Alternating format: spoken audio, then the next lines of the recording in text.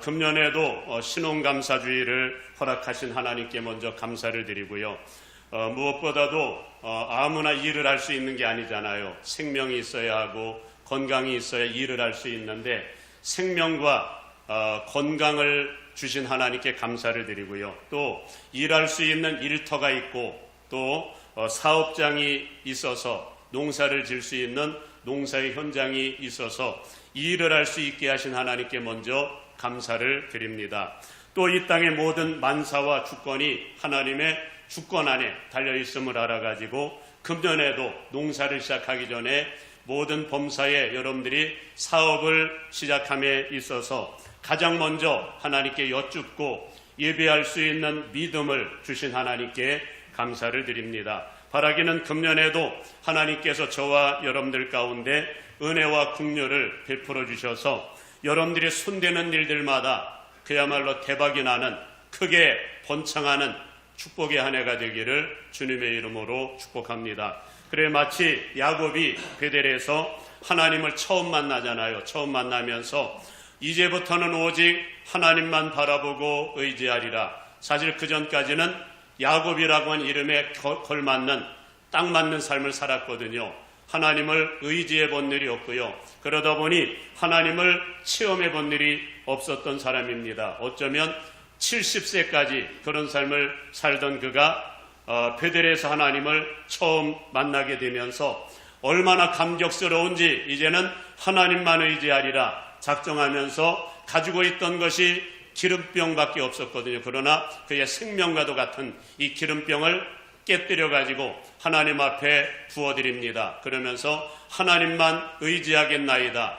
이런 야곱을 하나님이 얼마나 복을 주시는지 지금까지는 한 번도 야곱에게 이런 은혜를 베풀지 않으셨는데 여러분 야곱이 가는 길에 하나님이 함께 하셨고 야곱이 손대는 일들마다 하나님이 함께 하시다 보니까 하는 일들마다 야곱이 손대는 일은 다 대박이 나는 겁니다. 그 결과 그가 이 가나안 땅을 떠날 때는 호롤단신으로 가진 것이 아무것도 없었지만 돌아올 때는 얼마나 큰 기업을 안고 돌아오는지 4명의 아내의 12아들 그리고 그의 기업은 셀 수 없을 만큼 하나님이 엄청나게 복을 주셔서 돌아왔던 역사를 기억하실 겁니다. 바라기는 이와 같은 역사가 금년도에 여러분의 가정 가운데 일어나기를 주님의 이름으로 축복합니다.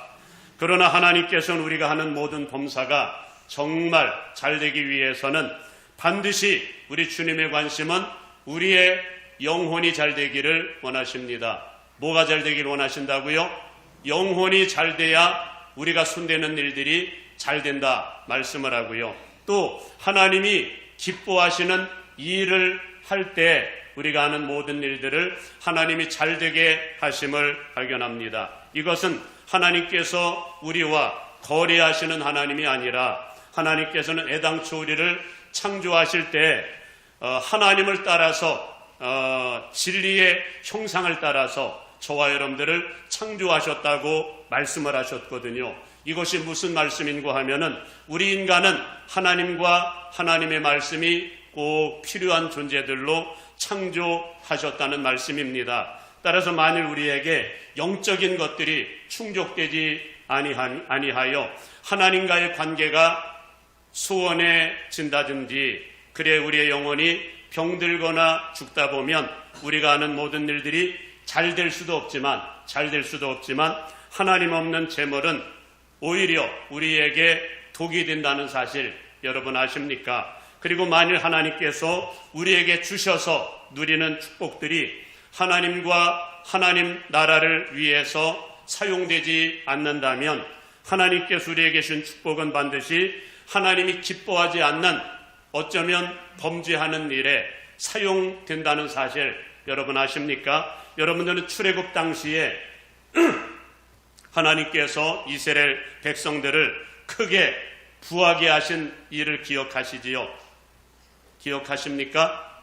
부자 되게 만들어서 나오게 하셨잖아요. 당시 하나님께서는 그동안 하나님의 백성들이 애굽의 노예로 430년간 살았던 것을 어쩌면 작은 보상 차원에서 이런 말씀을 하셨거든요. 너희가 애굽에서 나올 때 애굽 사람들에게 은금 패물을 구하라. 하나님께서 너희로 그들로 하여금 두려움의 대상으로 만들어 줄 것인데 너희들이 구하는 대로 줄 것이다. 아니나 다를까 이스라엘 백성들이 애굽 사람들에게 은금 패물을 구하자 구하는 대로 받게 되면서 모든 백성들이 은금 패물하며 또 의복하며 우와 양하며 모두가 다 큰 부자들이 되어서 나왔다고 성경은 말씀을 합니다. 그렇다면 하나님께서 어찌 이스라엘 백성들에게 이런 은혜를 베풀어 주신 것일까요? 사실 목적이 있었습니다. 그게 뭘까요? 사실 광야 가운데에서 은금 패물이 필요할까요? 필요하지 않을까요? 은금 패물이 사실은 필요가 없습니다. 그렇다면 필요하지도 않은 은금 패물을 어찌 이토록 부자 되어서 이렇게 나오게 만든 것일까요? 사실 한 가지의 목적이 있었습니다. 그게 뭘까요? 하나님의 성막을 건축하도록 하신 일이었거든요. 그러나 당시 이스라엘 백성들이 이 하나님의 거룩한 뜻을 알았을까요? 알지 못하다 보니까 여러분 하나님이 준 축복이 어디에 사용되는지 아십니까? 여러분들이 잘 아시는 금송아지를 만드는 일에 사용하였고 결국은 이 사건으로 인해서 오히려 하나님의 축복이 저주가 되었던 역사를 여러분들은 잘 아실 겁니다. 무엇을 말씀하는가 하면은 하나님이 신 축복이 하나님과 하나님의 나라를 위해서 쓰여지지 않으면 반드시 하나님이 기뻐하지 않는 원치 않는 일에 사용된다라고 하는 겁니다. 그런 차원에서 저는 하나님께서 여러분들에게 주신 모든 축복들이 가장 먼저는 하나님과 하나님의 나라를 위하여 쓰여질 수 있기를 주님의 이름으로 축복합니다. 그리고 놀라운 사실은 이것이 바로 우리의 영혼이 잘 되는 길이라 이렇게도 말씀을 하고요. 우리의 영혼이 잘 되면 또 뭐가 잘 될까요? 우리가 손대는 모든 일들마다 잘 된다 이렇게 말씀을 하고요. 우리의 육신도 영혼이 강건하니까 육체도 강건해진다 이렇게 약속합니다. 그래서 여러분 요한 3서에 의하면 하나님께서 사도 요한을 통해서 가이오라고 하는 사람을 축복하는 장면이 나오는데 여러분 이렇게 축복합니다. 이 짧은 축복의 메시지 안에 어쩌면 전부가 담겨져 있는 것 같아요. 이렇게 축복하죠. 사랑하는 자여 내 영혼이 잘됨 같이 내가 범사에 잘되고 강건하기를 내가 간구하노라. 그렇다면 하나님께서 어찌 가이오를 이렇게 축복을 하시는 것일까요? 하나님께서는 그 이유를 두 가지로 말씀을 하시는데 하나는 진리 안에서 행하기 때문이다. 다른 표현으로는 말씀을 통해서 주님과 동행하기 때문이다. 이런 말씀을 하고요. 그리고 또 한 가지는 나그네 된 형제들, 다른 표현으로는 복음을 위해서 전적으로 헌신하는 선교사들을 늘 초대를 해서 그들을 지극히 극진히 섬겼기 때문이다. 이런 말씀을 합니다. 사랑하는 여러분, 저는 하나님께서 여러분들에게 주신 모든 축복들이 가장 먼저는 하나님이 기뻐하시는 일, 하나님의 나라와 하나님의 나라를 위해서 전적으로 헌신하는 이 땅의 사역자들, 선교사들을 위해서 사용될 수 있기를 간절히 바랍니다. 만일 이렇게만 된다면 하나님께서 가장 큰 축복으로 우리의 영혼이 잘되게 하시겠다. 약속의 말씀을 주시고요. 또 영혼이 잘되면 모든 범사가 잘되거든요. 우리가 하는 모든 일들에 잘되게 하시겠다. 이런 말씀도 하시고요. 육신적으로도 강건함을 주시겠다 말씀합니다. 여러분 건강을 위해서 기도하시는 분들 많으시지요. 하나님이 기뻐하시는 일을 한번 해볼 수 있기를 바랍니다. 가장 적극적인 방법인 것 같아요. 물론 우리가 소극적으로는 기도를 하면 하나님이 치료해 주시겠지만 하나님이 기뻐하시는 일을 하게 되면 우리 안에 은혜가 넘치고 성령이 넘치면서 육신적으로도 강건케 될 줄로 믿습니다. 할렐루야. 그런 차원에서 우리가 섬기는 하나님께서는 우리로 하여금 그런 삶을 살아가도록 우리에게 오늘 강력하게 도전하시는 말씀이 있습니다. 그것이 뭔지 아십니까? 그것은 하나님은 우리가 이 땅에서 우리의 육체를 위해서도 열심히 심기를 원하시지만 더 기뻐하시는 것은 우리의 영혼을 위해서도 하나님의 나라를 위해서도 하나님의 나라에서 영원히 남는 것을 심기를 원하시는 하나님의 거룩한 뜻을 발견합니다. 갈라디아서 6장 7절은 이렇게 말씀하죠. 스스로 속이지 말라. 하나님은 업신여김을 받지 아니하시나니 사람이 무엇으로 심든지 그대로 거두리라. 자기의 육체를 위해서 심는 자는 육체로부터 썩어질 것을 거두고 성령을 위하여 심는 자는 성령으로부터 영생을 거두리라. 우리가 선을 행하되 낙심하지 말지니 피곤하지 아니하면 포기하지 아니하면 때가 이름에 거두리라. 할렐루야. 여러분 이 말씀 듣고 계십니까? 하나님은 우리가 이 땅에서 먹고 살기 위해서 하는 모든 일들은 전부 썩어질 것들 그렇게 표현을 하지요. 그러나 하나님께서는 이 땅에서 썩어질 것들도 우리가 그것을 위해서 열심히 땀을 흘려 일을 하게 되면 풍성히 얻을 것을 약속하십니다. 왜냐하면 우리가 섬기는 하나님은 심은 대로 거두시는 하나님이시기 때문에, 그래서 이 땅에 부지런한 사람일수록 잘 사는 이유가 거기 있는 것 같습니다. 그러나 하나님께서는 우리가 이 땅에 썩어질 것들만을 위해서 심지 말고 이 땅에서 영원히 없어지지 아니하는 영생을 위해서 심기를 원하신다는 겁니다. 하나님의 나라를 위해서 심기를 원하신다는 겁니다. 그렇다면 하나님의 나라에서 영원히 남는 게 도대체 뭐가 있을까요? 우선은 여러분 마태복음 6장에 의하면 예수님은 말씀하죠. 하나님의 나라와 의를 구하라. 그리하면 이 모든 것을 너희에게 더하시리라. 말씀을 하시면서 말씀에 의하면 두 가지를 약속하시지요. 하나는 이 땅에서도 우리가 무엇을 먹을까, 무엇을 마실까, 무엇을 입을까 염려하지 아니하도록 풍성하게 채워주시겠다라고 하는 약속의 말씀과, 또 하나는 우리가 하나님의 나라를 위해서 드린 것은 절대로 없어지지 않는다고 말씀합니다. 이 땅의 것은 없어집니까? 안 없어집니까? 없어지잖아요. 때가 되면 다 없어질 것들인데, 여러분 하나님 앞에 하나님의 나라인 교회를 위하여 헌신했던 것들은 하나님의 나라에 들어갔을 때 우리 주님께서 이 보물로 쌓아두셔가지고 그것을 우리에게 주시겠다. 이 땅의 것들은 없어지지만 하나님의 나라를 위해서 쌓아둔 것은 영원토록 없어지지 않는다. 이렇게 말씀을 합니다. 여러분, 영원토록 없어지지 않는 하늘의 하나님께서 채워주시는 그 은혜, 그 축복, 그 보물이 여러분들에게 넘치기를 주님의 이름으로 축복합니다. 그렇다면 또 하나님 나라에서 영원히 남는 게 또 뭐가 있을까요?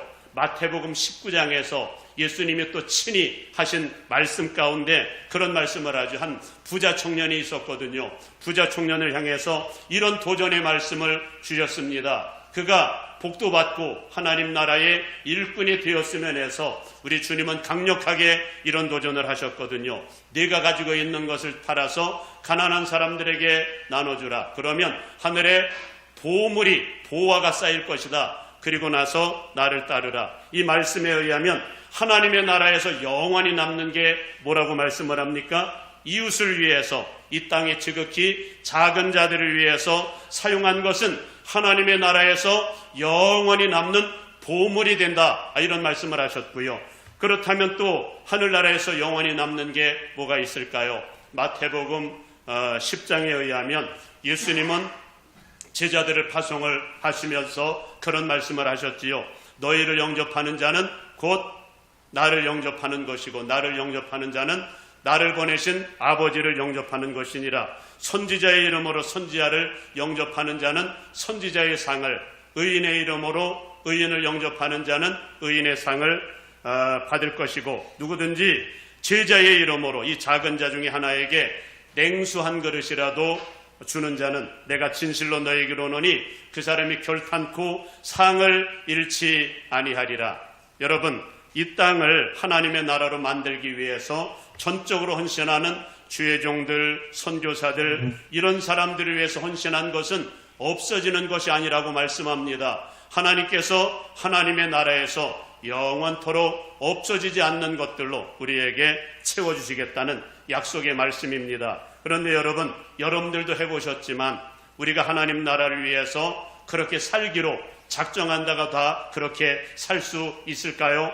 여러분, 우리가 사는 이 세상이 여러분들도 잘 아시지만 물질이면 뭐든지 다 되는 물질 만능주의 그런 세상이다 보니까 어쩌면 사람들이 가장 사랑하는 것, 사람들의 마음을 가장 강하게 사로잡고 있는 것이 있다면 무엇일까요?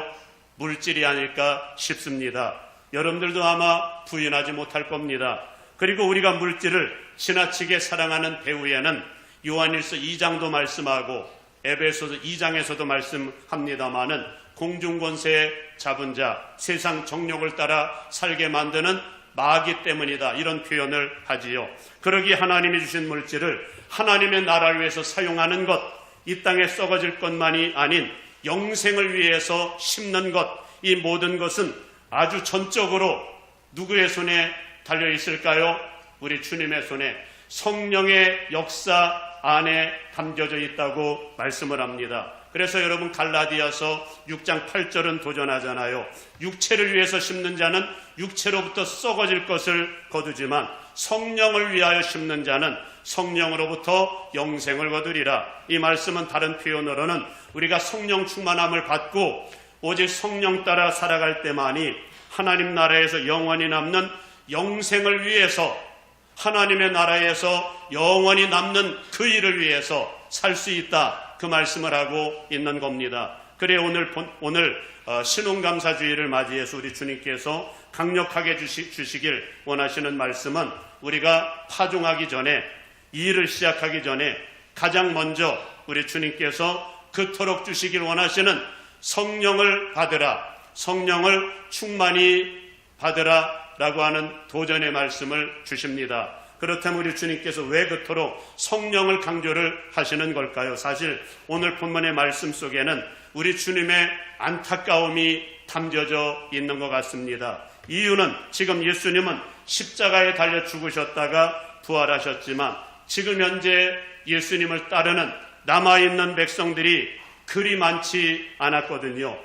구름대와 같이 많았던 사람들이 다 흩어지고 지금 현재는 별로 없습니다. 이유는 예수님의 십자가 사건과 함께 기독교인들에 대한 박해가 이만저만이 아니다 보니까 전부가 다 떠나가고 흩어지고 지금 현재 남아있는 사람들은 물론 이 사도행전 1장에는 120명의 사람들만 이렇게 표현이 되고 있습니다마는 어쩌면 500명 정도가 있었지 않았었을까 싶습니다. 고린도전서 15장에 바울 사도의 고백, 간증에 의할 것 같으면 부활하신 이후에 500명의 사람들에게 일시에 한꺼번에 보이셨다 말씀을 하셨는데 어쩌면 감람산, 오늘 본문의 사건을 두고 하신 말씀이 아니었을까 싶습니다. 그런데 아무튼 그렇게 많았던 사람들이 전부 흩어진 겁니다. 환난을 이기지 못한 채 말이지요. 이유는 아직 성령을 받기 전이었기 때문에 그렇다는 얘기입니다.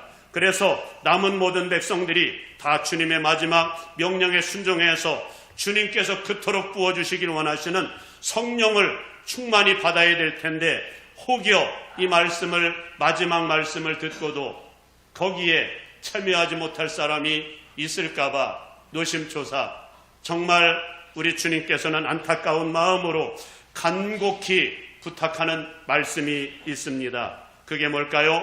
오늘 본문 여러분들과 함께 읽은 4절, 5절 그리고 8절의 말씀입니다. 내가 이제는 요한은 물로 세례를 베풀었지만 너희는 몇 날이 못해서 성령으로 세례를 받을 것이니 어디를 떠나지 말고 예루살렘 떠나지 말고 성령이 입히울 때까지 기도하라는 겁니다.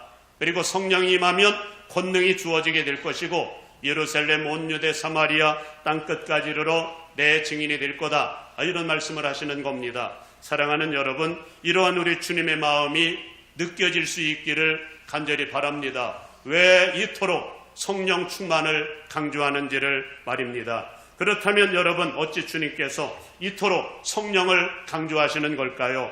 여러분, 로마서 8장의 말씀을 여러분들이 잘 아십니다마는 집에 가서 또 한번 읽어보시기를 바랍니다마는 거기에 보면 성령 받은 사람과 성령 받지 못한 사람, 육의 사람과 영의 사람들을 비교하시면서 육의 사람과 영의 사람들이 가는 길이 완전히 다르다 이런 말씀을 합니다. 우선은 생각이 완전히 다르다고 말씀을 하지요.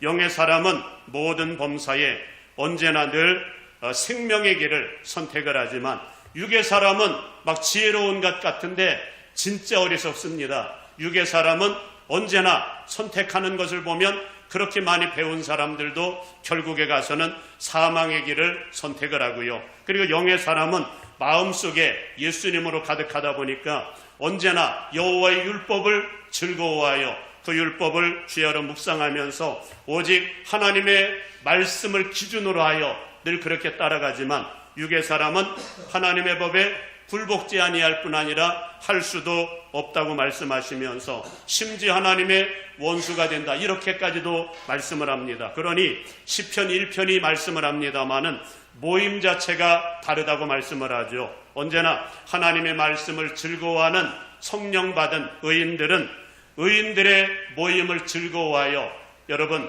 오순절 마가의 다락방이라든가 이런 모임들을 즐거워하여 거기에 참여하게 되지만 그러나 악인들은 의인의 모임에 절대로 들어가지 못한다 이런 말씀을 합니다. 그리고 그 결말에 대해서도 갈라디아서 5장에서 말씀합니다마는 성령의 사람은 반드시 성령의 9가지 열매를 맺게 되지만 그러나 육의 사람은 하나님의 나라를 유업으로 받지도 못한다고도 말씀을 하잖아요. 그렇다면 여러분이 예수님의 이 마지막 명령의 말씀에 순종하여 마가의 다락방에 성령 받기 위해서 모였던 120명의 문도들 가운데 어떤 일이 벌어졌을까요? 주님의 말씀대로 이 사람들은 모든 것 만사 제쳐놓고 오직 기도만 했을 뿐인데 우리 주님께서는 오순절날 불같은 성령을 기름 부어 주시자 어떤 일이 벌어졌을까요? 누가 가르쳐 주지도 않았는데 모두가 다 예수님이 막 3년 내에 말씀하셨던 모든 말씀들을 전부 깨닫게 되어서 1차적으로는 막 기도시키려고 애를 써도 기도를 못했던 사람들이 기도의 사람들이 됩니다. 아니 기도가 가장 큰 행복이 되는 사람들이 되고요. 또 인종과 문화를 뛰어넘어 가지고 모든 사람들을 사랑하고 교제하는 관계가 되고요. 예수 그리스도의 생명의 복음을 증거하는 주님의 증인들이 되고요. 더 나아가서 이들은 모두 살아있는 예배자가 되지요. 사도행전 2장에 의하면 나눔 사역자들이 되고요. 중보 기도자들로 거듭나가 보니까 진짜 약속대로 천국을 이루다 보니까 하나님의 구원받는 사람을 날마다 더하게 하셔서 예루살렘에서 시작된 복음이 온 유대 사마리아 땅끝까지 약속대로 진짜 하나님의 나라가 이루어지게 되었다는 말씀입니다. 그런 차원에서 이제 예수님의 재림도 점점 임박해오는 이때에 여러분들 가운데 혹여 그런 고민들 많이 하신다면 내 영혼 마지막 때 이대로 좋은가? 혹여 성령의 기름이 바닥이 나서 하나님도 하나님의 말씀도 희미해져서 마치 라오디게아 교회 성도들처럼 영혼의 곤고함, 가련함, 눈먼 것, 벌거벗은 고통 이런 것들을 느끼고 계시다면 저는 이번 성회에 반드시 올라올 수 있기를 바라고요. 심지어 여기에 그래봤자 8시간입니다. 사활을 걸 수 있기를 간절히 바랍니다. 저는 지금까지 수많은 부흥성회를 통해서 수많은 강사님들을 모셔봤지만 이번에 오시는 강사님은 어쩌면 제가 모실 수 있는 추천해 드릴 수 있는 최고의 강사님이 아닐까 싶습니다. 영혼의 문제를 가장 잘 터치해 주실 뿐만 아니라 성령의 사람으로 거듭남에 있어서 더 좋은 강사가 없지 않을까 싶습니다. 저는 이번에는 한번 기대감을 갖고 여러분들이 진짜 주님 만나고 성령을 충만히 경험하고 말씀의 비밀, 천국의 비밀을 깨닫길 원하신다면 이번에 한번 여러분들이 한번 8시간 여기에 한번 여러분들이 사활을 걸기를 바랍니다. 그리고 여러분 금년에도 여러분들이 많은 포부를 갖고 직장과 사업과 농사를 시작하시겠지만 여러분들이 손대는 모든 일에 있어서 잘되고 못되고는 누구의 손에 달려 있을까요? 오늘 우리 장로님도 기도하셨습니다마는 철저하게 이 땅의 모든 주권은 우리 주님 손에 달려져 있거든요. 여러분, 누가복음 5장에 보면은 여러분들이 잘 아시는 베드로가 무엇을 할까요? 밤새 뭐 하죠? 고기잡이 하잖아요. 밤새 고기잡이를 했는데 어쩌면 전날 저녁 때쯤 나가서 아침까지 고기를 잡았던 모양입니다. 그런데 놀랍게도 고기를 많이 잡았을까요? 한 마리도 못 잡았을까요? 아니, 바닷가에서 잔뼈가 굵은 사람인데 한 마리의 고기도 잡지를 못한 겁니다. 바로 그때 예수님께서는 이제 아침에 말씀 전하기 위해서 갈릴리 바닷가에 나오셨거든요. 수많은 사람들이 운집해 있습니다.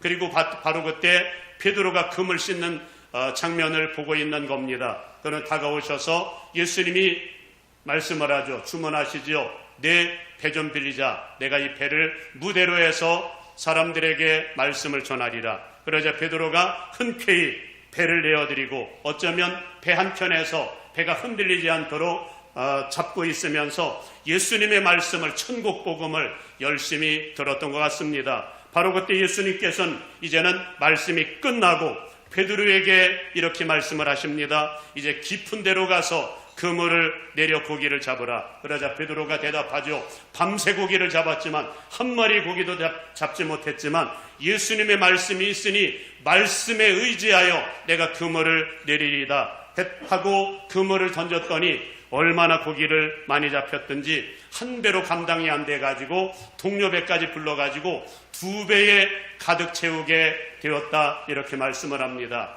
여러분, 이 말씀이 들리십니까? 무엇을 말씀하시려고 하시는지 주님의 말씀이, 주님의 의도가 느껴지십니까? 그것은 이 땅의 모든 주권은 전부 주님의 손에 달려있다, 이 말씀을 하시는 겁니다. 그러니 주님의 말씀은 주님의 말씀을 듣고 주님의 말씀을 따라 그물을 내리고 사업을 할 때만이 그 사업이 잘 된다, 이거를 지금 우리에게 말씀을 하고 있습니다. 한번 시험해 보라는 겁니다. 인간적인 지혜로 하는 것과 모든 범사에 하나님께 여쭙고 기도하고 하나님의 음성을 들은 다음에 말씀을 따라 하는 것과 어떤 차이가 있는지를 말입니다. 사랑하는 여러분, 금년도에는 여러분들이 모든 범사에, 아니 사소한 일들까지도 하나님께 전부 여쭙고 일을 시작할 수 있기를 간절히 바랍니다.